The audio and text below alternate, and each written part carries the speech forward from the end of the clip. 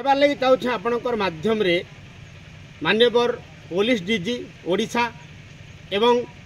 आमर कलाहांडी एसपी महोदय के तो ये भाया दुर्नीतिखोर एसआई मान को अथच अरुण भत्रा को चाकरी संपूर्ण रूपे बहिष्कार करा जाओ, बर्खास्त करा जाओ। दुर्व्यवहार मुख्यमंत्री माने डीजी को ऑलरेडी कही जे जेन पुलिस ऑफिसर साधारण जनता के दुर्व्यवहार करवा तांकू सस्पेंड करो, तांकू बर्खास्त करो बोली करी मुख्यमंत्री निजे